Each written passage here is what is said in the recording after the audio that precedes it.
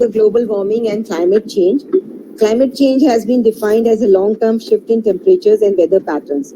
These shifts may be natural, but since the 1800s, human activities have been the main driver of climate change, primarily due to burning of fossil fuels like coal, oil, and gas, which are the way of life nowadays for us. So we really have to think so how to go about it, because otherwise we are going to be in a big paradoxical situation when the ice is melting, the oceans are rising, the land is size is decreasing, but the population is exploding.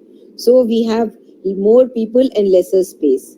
So the next, what is climate change? Is an average temperature cycles of a weather over a long period. So since 1880 to 1990, the change was between 1 degree Celsius in these 100 years. But then it has suddenly become more over the past 10 years. It is nearly 0.18 degrees Celsius every decade.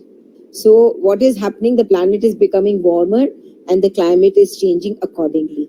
Why the climate change is a problem? Over millions of years, species became adapted to survive in the conditions in which they live. A stable climate supports this process and allows living things to thrive.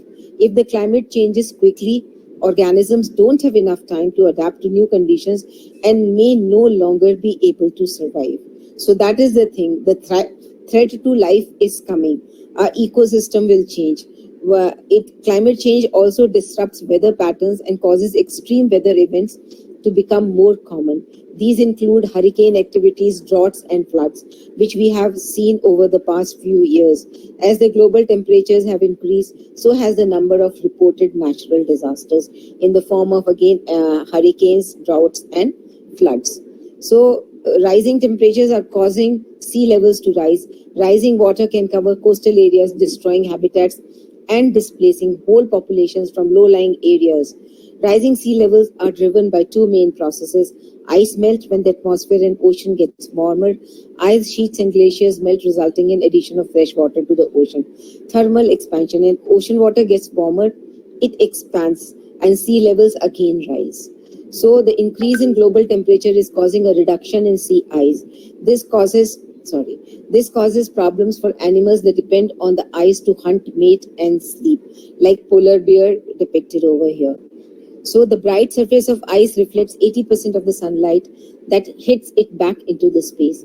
This keeps the polar regions cooler and moderates the global climate. When the area of sea ice is reduced, less sunlight is reflected back. This causes more ocean warming and reduces the sea ice even further. This feedback drives faster climate change. So this is if we can make out that this yellow line was the old ice line, and now this white line is another new line. So the difference between the two exceeds over 1 million miles. So the ice rink is shrinking to that rapid extent. So the orange line on the picture marks the average minimum sea ice coverage in 81 to 210, and white ice shows minimum ice coverage in 2020. So difference is about 1 million miles. So no matter how fast we act, the global temperature is set to continue to rise as a result of greenhouse gases that are already in the atmosphere. The problems that we are already experiencing are going to worsen. Acting quickly to keep the temperature rise to minimum is extremely important for humans and wildlife. Even a 0.5 degree centigrade increase in global temperature can come with disastrous consequences. So this climate change can cause coral bleaching to increase, species loss is being documented, droughts we have already seen, they have increased, and rise in sea level is being documented again. So what causes, we've already talked about this, that these are the greenhouse gases. Carbon dioxide, methane, and water vapor are greenhouse gases that are found in atmosphere. Energy travels from the sun to the earth as short wave radiation. It does not interact with the greenhouse gas molecules, so it reaches the Earth's surface. The Earth's surface again emits long wavelength radiation. This does interact with the greenhouse gas molecules. The greenhouse gas molecules absorb some of the energy, trapping it in the atmosphere. This process keeps the Earth warm, which is essential for life, to a limited extent. But if the greenhouse gases increase, the Earth's temperature is bound to rise, which is detrimental to us. So the higher the proportion of greenhouse gases in the atmosphere, the more radiation is absorbed. This causes a rise in temperature of Earth and is known as greenhouse effect. This increase in temperature drives the climate change. Climate change can be caused gradually by natural processes or suddenly by large events such as massive meteorite strike or volcanic activity. However, the rapid climate changes we are experiencing are now due to main human activities, burning fossil fuels for heating and cooking, generating electricity, powering vehicles, releasing carbon dioxide in the atmosphere, deforestation, that is destruction of forests, releasing carbon dioxide and reducing the number of trees able to capture carbon dioxide from the atmosphere, and reduction of biodiversity creates an unstable ecosystem.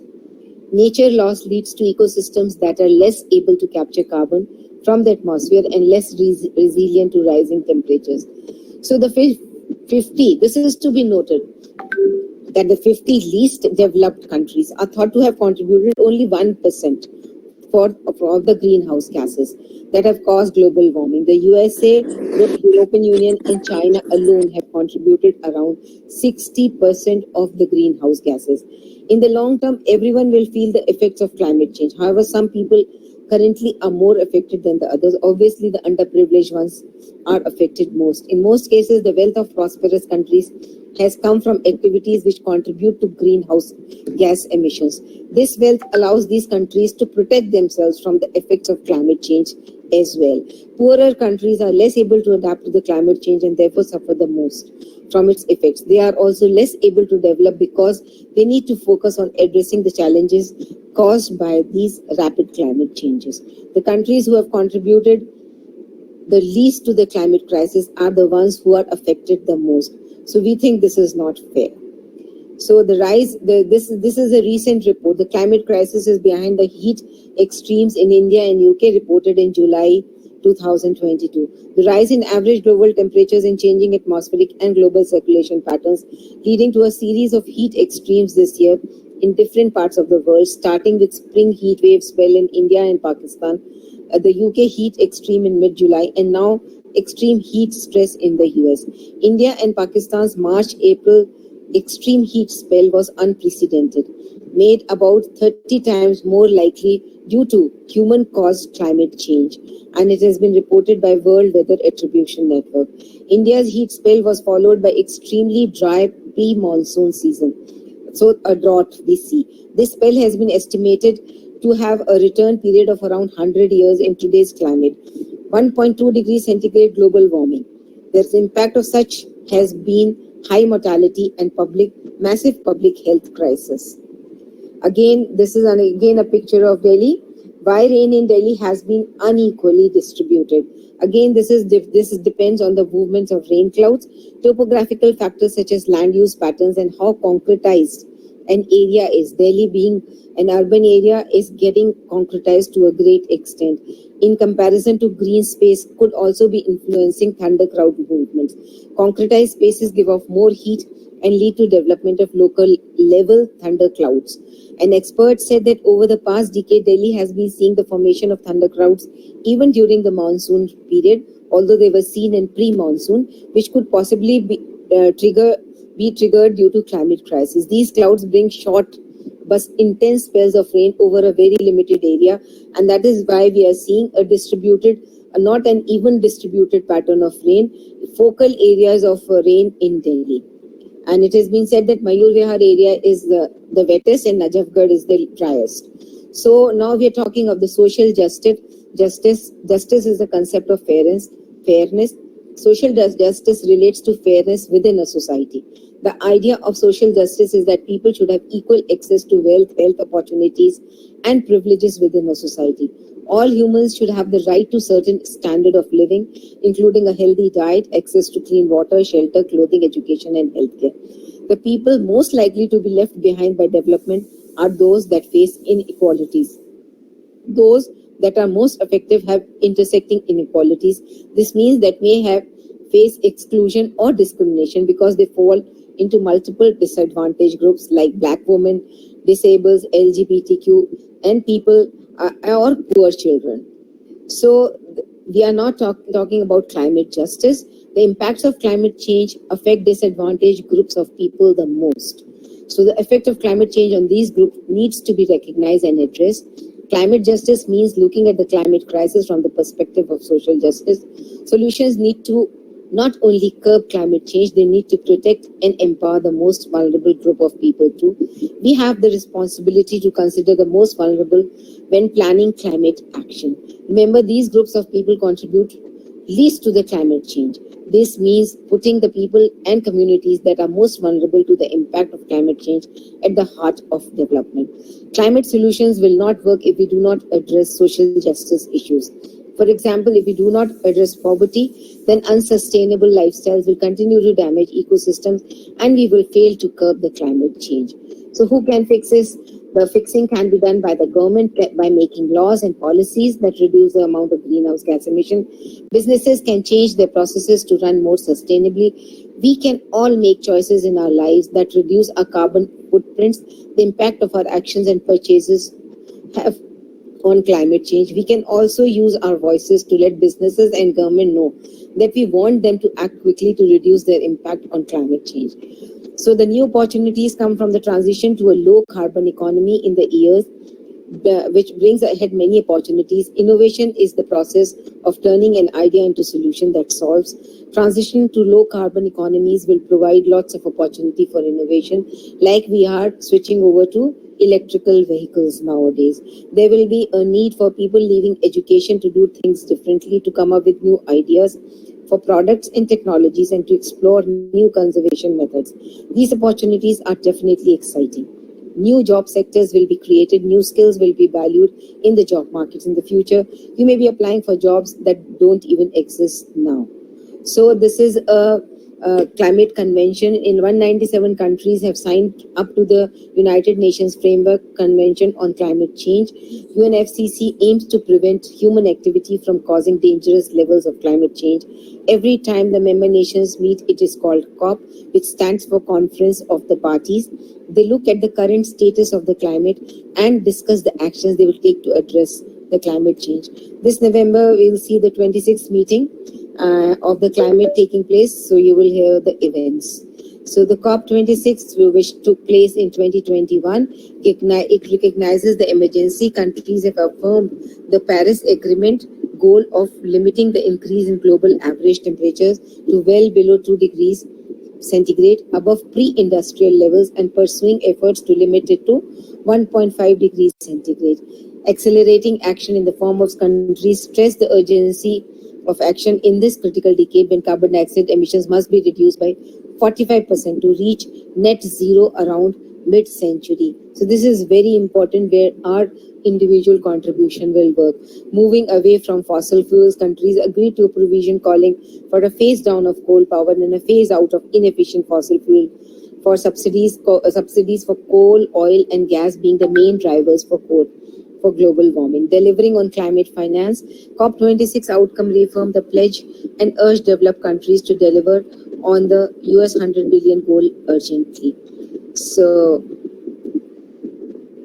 there, oh God, what happened to this now?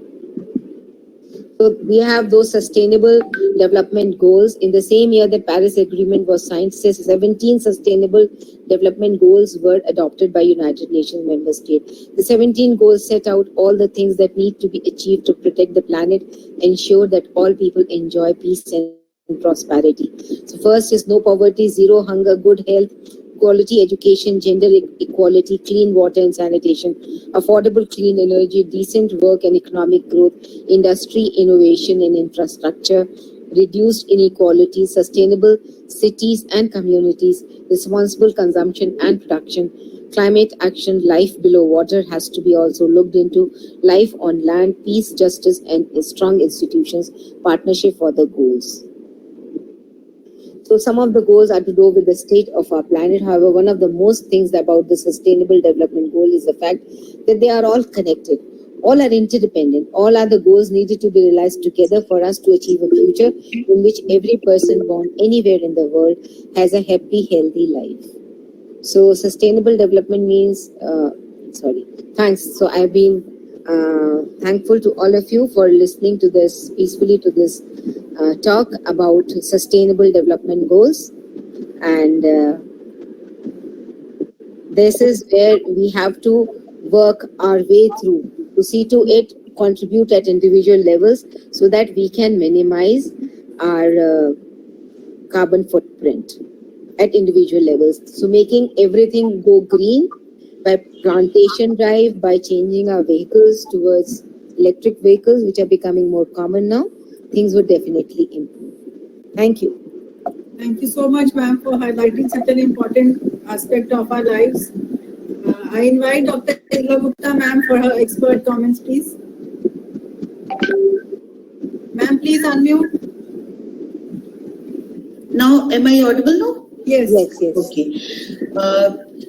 Thank you, Vandana, for choosing such a good topic, because it is the need of our, and we know that we are going to a very, very big crisis, and this subject has to be brought into the notice by each and every one of person who is living on this planet, and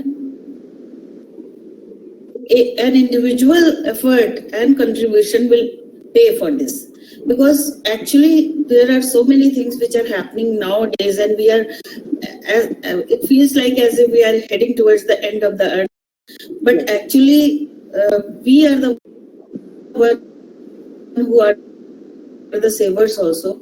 Yes. So if we be very good, and for that we should use less energy, reduce water wastage, eat fruits and vegetables, and make compost of the fruits, vegetables, ride the bike, plant a tree, use less heater or ACs. That is the very important, because we are very intolerant nowadays, and we use AC very often, and we use heaters very often. So we have to reduce the consumption of these things. Buy a fuel efficient, as has been told by Vandana very nicely. She really elaborated everything. And then buy local goods. Don't buy, because there is a lot of packaging and that is being used for the delivery of the things to the far distant area. So if we reduce the packaging and everything, then it will be better, because then there will be less transportation. Suppose we use anything which is available here only. So the most important message is reduce, use, reuse and recycle. And then war is also there at the junction. You never know when we are going to face so much of sudden change in the environment because of the war and because of the explosives. So though it is a very, very bad period as far as we in our 60 years of life we have seen, but every one of us has to contribute for this, and Vandana has chosen a very wonderful topic, because it needs a lot of awakening people, and people should know about it, that what is a greenhouse effect and how to take care of these things.